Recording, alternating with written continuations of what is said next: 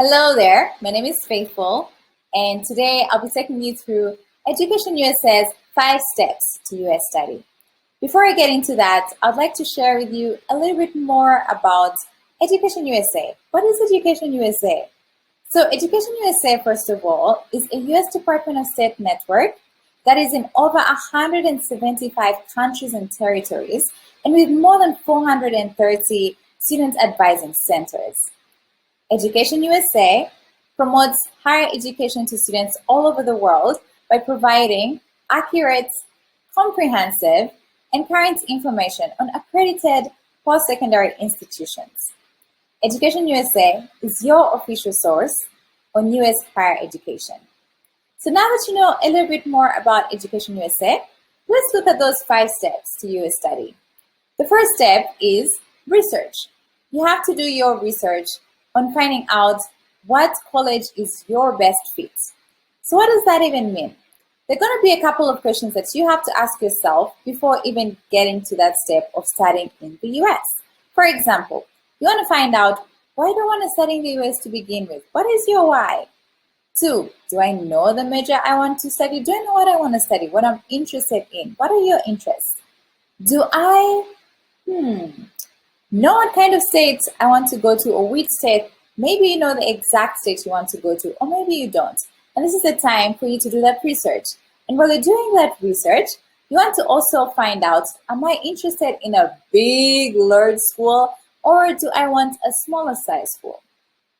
Am I interested in a big city, or maybe the country, or the suburbs? What is the cost going to be? All those things have to go into your research, because it's not until you've done your research that we can now look at step 2, which is financing your education. How are you going to finance your education? First of all, you want to look at what can you as an individual and your family or guardian come up with to fund your college education. How much have they saved up, if any? Or do they have any assets that they're willing to sell off to fund your college education? Find out what the answers to those questions are, and then maybe come up with amount X that your parents or your guardians have saved, or some assets that they're willing to sell off to fund your college education, and then look at financial aid packages. Financial aid is very crucial because it's really going to bring down the cost of your college education in the US. And many universities do offer different financial aid packages, but you need to find out the schools you're interested in that you found out in your research.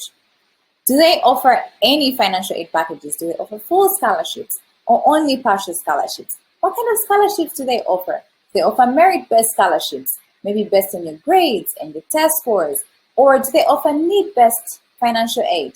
That is absolutely based on what you as an individual will need to attend this university. Do they offer any sports scholarships or music scholarships? Whatever you're interested in, find out this information. How do you find out this information? Most of the time, you can find out this information from the websites of the schools that you're interested in. In worst case scenario, if that information is not on the website, that's okay. Do not panic. You can reach out to these schools, contact them, be bold and contact them, and introduce yourself and ask them your questions. Ask them, I'm interested in coming to the school. I'm so and so from here. Do you offer any financial aid? What is the criteria for me to qualify? Does it, count for international students? Ask those questions. Just contact them. They'll be happy to reply you.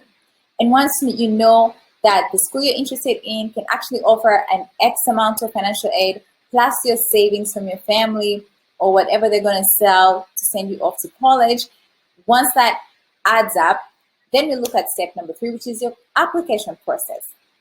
So in the application process, you want to give yourself a minimum of 12 months to apply to the university that you're interested in. 12 months minimum before the start date. Why? It sounds like a long time, right? Well, it is very crucial that you have a minimum of 12 months because it is a long, tedious process. One of the things you're going to look at is testing. Many of these schools will require you to perhaps do an English test, maybe a TOEFL or a Duolingo test. And if they do require an English test, ask them if they accept the Duolingo test because it's much more affordable than the TOEFL. 2, they might require you to do the SAT or the SAT. Find out if you need to do these tests Because if you need to, then you need to now look at when is the registration deadline for all these tests? Where in my country is it going to be offered? How much is it going to cost? For example, here in Rwanda, you can take any of these tests at the University of Rwanda, the College of Business and Education, the College of Business and Economics in Gikondo, right? So you can go there and take any of these tests. And I'll share some of the resources that you can look into to look at different practice tests and that kind of thing. So once you're done with looking at the testing, another crucial part is the essay writing. You really need to perfect your essay writing skills because this is an opportunity for you to tell your story. And the admissions counselors get to really see who you are as a person, as a student, as an individual, besides your test scores, besides your transcripts. So you need to really be good at your application essay writing. Sometimes you need to just write one. Sometimes you need to write several, depending on the school. And the good thing about the application process that you need to know is that once you apply on the Common App, many of the schools accept the Common App application, and you can apply once for several schools. So you don't have to do it over and over and over again, because you might want to apply to maybe 10 schools or 20 schools. I don't know. It's your choice. So once you're done with the essays, another thing you need to do is think about the recommendation letters. Sometimes you need just 2, sometimes you need 3. It also depends on the school. So these recommendation letters could be from the teachers, could be from your school counselor, could be from your principal, or even a basketball coach. So find out who you need to get recommendation letters from, and then give them ample time to prepare to write you the recommendation letter. Now, if you're from a school that's really large and maybe your teacher or your school counselor doesn't know you on a personal level, that's okay. Give them a resume to help you with creating your recommendation letter. So if you give them a resume, what do you want to have on that resume? For example, your leadership potential, your community service engagement, different activities and things that you've been involved in besides academics. So for example, maybe you won the debate championship last year, or maybe you're your class prefect, or maybe you started a community project in your neighborhood that has really helped maybe tutor kids from poor schools in English or in their math. Whatever it is, have these things on your resume so that it will help your recommender write a good recommendation letter for you. So once you're done with putting all those documents together and sending your application, please make sure you note the deadlines, such as sending your applications in good time. Make sure you take your tests in good time before the deadline. And a good thing about the tests, now that we've been through the pandemic or living through one, many schools have opted to be test-free, test optional. So that's another good thing you need to find out about in your research stage. Find out, do I need to take any of these tests to begin with? It might be a no. And then there you have it. But if you need to take those tests, you need to know early so that you don't miss any deadlines and you have ample time to study. So step 4, we look at visa application process. So once you've applied to maybe 10 or 15 different schools, then you'll start getting back admission letters, acceptance letters.